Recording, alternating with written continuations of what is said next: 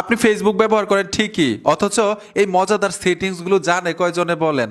এর জন্যই আপনি ফেসবুক ব্যবহার করে মজা পাচ্ছেন না। অন্যরা কিন্তু ঠিকই মজা পাচ্ছে। এই মজাদার ইন্টারেস্টিং সেটিংসগুলো শিখে রাখেন।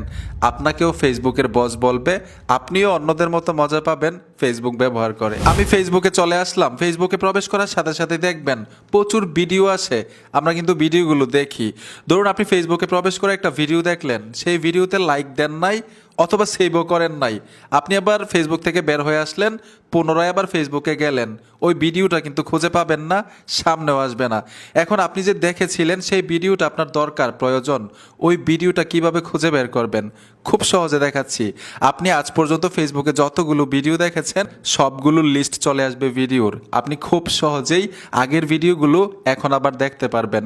কিভাবে সম্ভব? আপনি ফেসবুকে চলে আসবেন, যে কোনো একটা ভিডিওতে টাচ করবেন। টাচ করার সাথে সাথে ভিডিওর উপরে দেখুন সার্চ বক্স আছে, আপনি সার্চ বক্সে চলে আসবেন। এখানে দেখুন সি অল লেখা আছে, আপনি সি অলে চলে আসবেন। এই পর্যন্ত যতগুলো ভিডিও দেখেছেন আপনার ফেসবুকের মাধ্যমে, ফেসবুক পেজের মাধ্যমে, অ্যাকাউন্টের মাধ্যমে, সবগুলো ভিডিও এখানে শো করবে। আপনি আবার আগের ভিডিওটা এখন প্লে করে দেখতে পারবেন। এই যে দেখুন আমি টাচ করে দিলাম, আগের ভিডিওটা চলে আসলো। দ্বিতীয় সেটিংসটা কিন্তু খুব ইন্টারেস্টিং। আমি ফেসবুকে চলে আসলাম। অনেক সময় ফেসবুকে আসার সাথে সাথে অনেকগুলো ছবি শো করে। আপনারা কি করেন? স্ক্রিনশট নেওয়ার জন্য চেষ্টা করেন, স্ক্রিনশট কালো হয়ে যায়, নিতে পারেন না। এই ছবিগুলো মানে ফেসবুক থেকে ছবি চাইলে কিন্তু খুব সহজে গ্যালারিতে সেভ করতে পারবেন। এটা কিভাবে সম্ভব? আপনি ছবিটার উপর ট্যাপ দিবেন, উপরে দেখুন তিনটা ডট অপশন আছে, এই তিনটা ডট অপশনে ট্যাপ দিবেন, তারপর সেভ টু ফোন এই অপশনটাতে ট্যাপ দিবেন। এই ছবিটা আপনার গ্যালারিতে চলে যাবে, স্ক্রিনশট দিতে হবে না। এখন যে সেটিংসটা দেখাবো খুবই মজাদার, অনেক মজা পাবেন এই সেটিংসটা শিখে। আর অবশ্যই যদি ভালো লাগে ধন্যবাদ জানাবেন কমেন্ট বক্সে। ধরুন ফেসবুকে আপনি একটা ভিডিও দেখতেছেন, কাজ শিখার ভিডিও, উনি আপনাকে কাজ শিখাচ্ছে ভিডিওর মাধ্যমে, একটু স্পিড হয়ে যাচ্ছে ভিডিওটা, আপনি চাইলে কিন্তু স্লো করতে পারবেন, মানে একদম স্লো হয়ে যাবে। আপনার মনের মতো করে আপনি কাজ শিখতে পারবেন স্লো করে।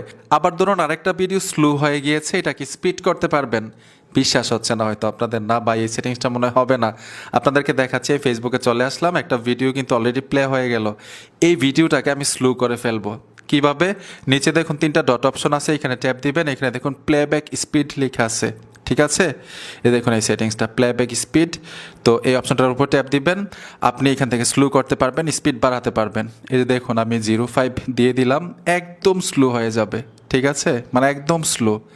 আর আমি যদি আবার 3 ডটে টাচ করে প্লেব্যাকে চলে আসি, মানে প্লেব্যাক স্পিডে টাচ করে দিই, এখানে দেখুন 1.75 টাচ করে দিয়ে দেখুন কত স্পিড হয়ে গেল। আরেকটা ইন্টারেস্টিং সেটিংস আপনাদেরকে দেখাই, খুবই মজাদার। আমি ফেসবুকে চলে আসলাম, ধরুন একটা ভিডিও প্লে করেছি, সেই ভিডিওর ভাষাটা ইংলিশ, হিন্দি, চায়না, তামিল, ওই ভাষাটা বাংলা করতে পারবেন, আবার বাংলা ভাষাটা ইংলিশ হয়ে যাবে, তামিল ভাষা হয়ে যাবে।